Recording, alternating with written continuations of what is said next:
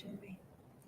Hi, I am here with our kickoff presenter from last night. Perhaps you know him from Instagram, from the internet, from podcasts, from TikTok, Mr. Chazz.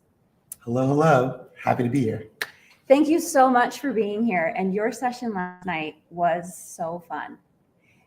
What is it like? I started in social media, and so I started behind the screen. And so for the first time that I was able to leap into being in front of people and around that energy, what did that feel like to be able to be doing what you've been doing for the last 2-3 years, to be in a room full of educators and teachers who were there ready for it?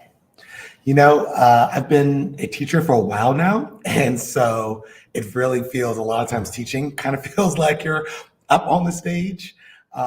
And so it's not really too much of a new feeling for me, but I do feel like just excitement and this fulfillment and this joy knowing that the information and the lessons that I had a lot of times struggled to learn, sometimes learn the hard way, I was able to impart on all the educators in the room, and they will be able to go into their schools and to use it with their children. And that impact for me just fills me up so much. And that's the exciting thing for me. Yeah, because you just came into this almost, you were saying you got started on social media really 2020. Yeah. Is that right? Yeah. And have grown exponentially from there with just everything that you've picked up along the way. Yeah. I started off in 2020, really doing the social media thing. I had my own journey where I was learning, I was growing, and at that point in my teaching career, I was in a role where I was supporting teachers and schools and directors. And then when the pandemic happened, everything kind of changed, and everyone went home. Most of the teachers went home, most of the kids went home. And I still kind of almost had this itch to share this knowledge. And also, there were a lot of parents who needed this information more than ever because they were being the 24/7 everything for their children.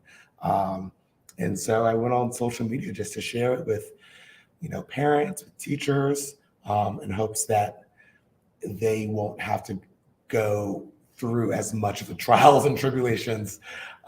They can kind of shortcut a little bit with the information that I am sharing with them. So I actually found you after this conference last year. I left and one of your videos showed up about, I believe it was a kid with a balloon and the balloon popped in there, and you cut in and kind of gave the explanation of what was going on. And I remember sharing it with our team saying, like, look at this guy.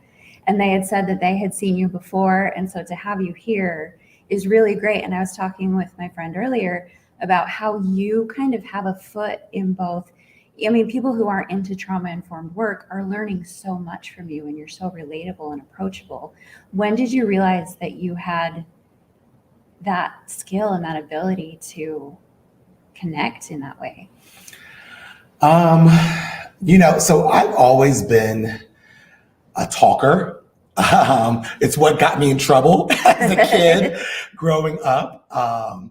And so, once I really started embarking on this journey, I started to find other ways to guide children, because I didn't start off trauma informed. I started off with the way that I was raised, using a lot of threats and punishments and shame, until I realized that's not the teacher or the person that I wanted to be. And I felt really passionate about that, partly because of what I went through as a child, having ADHD and growing up, and they used a lot of these tactics were used on me. And I remember what that felt like. And so I was really passionate about kind of what I had learned and what I was doing and the impact that it was having. I was seeing that it was having on children. And I think that just passion and that emotion drove me to want to talk about it and want to share about it. I would say this is when I realized it was the moment. I was in the classroom. I was still in the classroom. I hadn't moved to becoming an educational specialist, and I was in the break room, kind of casually sitting, kind of having conversations like this. And at that point, a lot of my director had kind of shoved a lot of the kids who had challenges in other classrooms, kind of shoved them in my classroom, and somehow was able to help them be successful. And so my colleagues kind of started to ask me questions kind of casually in the break room, like, hey, you have hard kids. Like, this kid is doing X, Y, and Z. Like, what would you do? Because I'm stuck here. And I kind of start to just casually offer just what I would do in the break room. And, they would come back the next day and be like, wow, that advice literally changed my day and this child's day. I need more now. And so that's when I kind of realized myself, like, oh, I actually have maybe something to offer other people.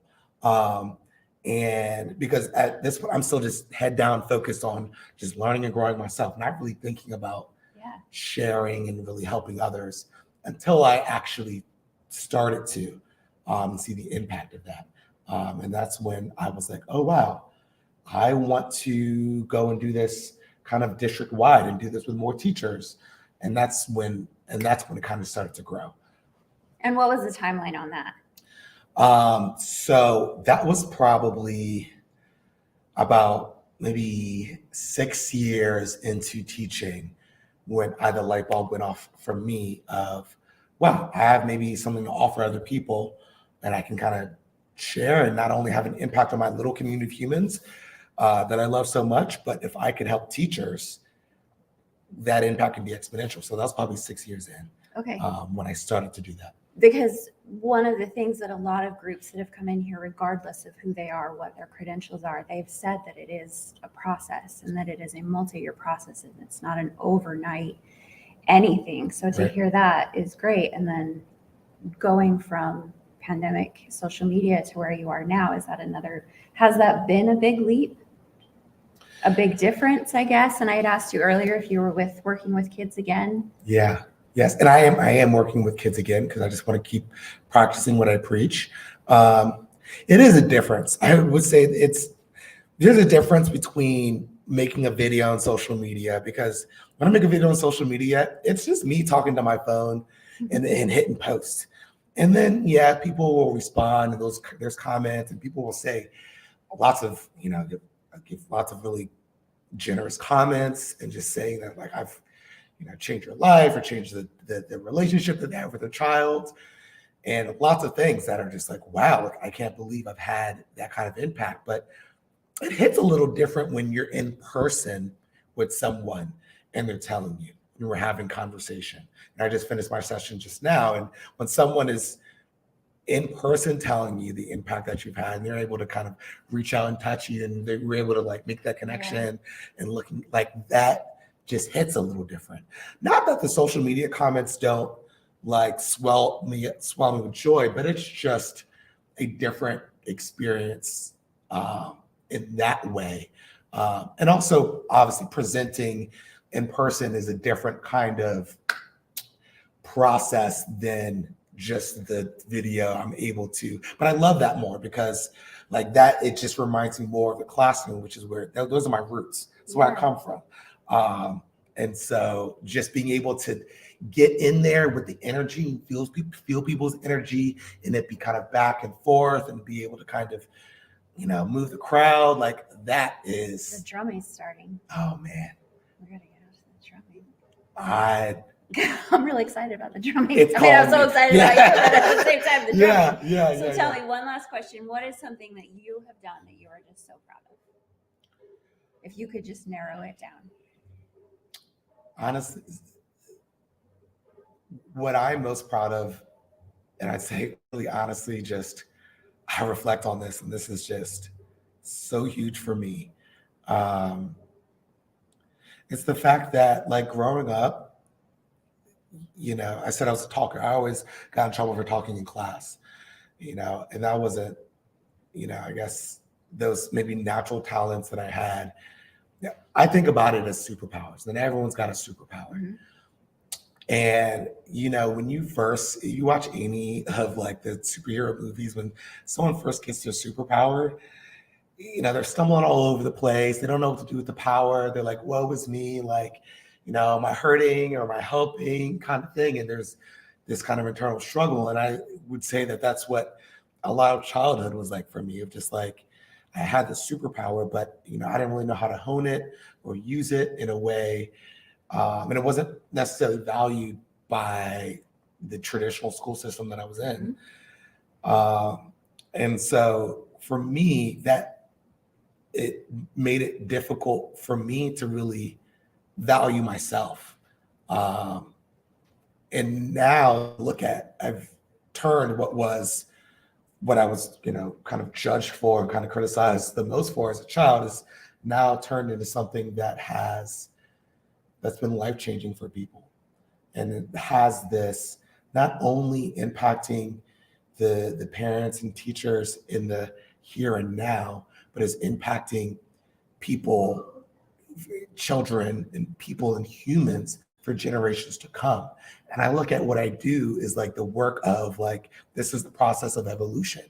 And I'm using social media as a tool for that. But, to sum it all up, I think I'm most proud of turning that thing that was kind of viewed as, and I saw as too, because of the way that I was looked at and treated as a bad trait, I turned that into something now that is impacting and helping people in such a powerful way just by talking. And that to me is amazing, and I'm in awe of it.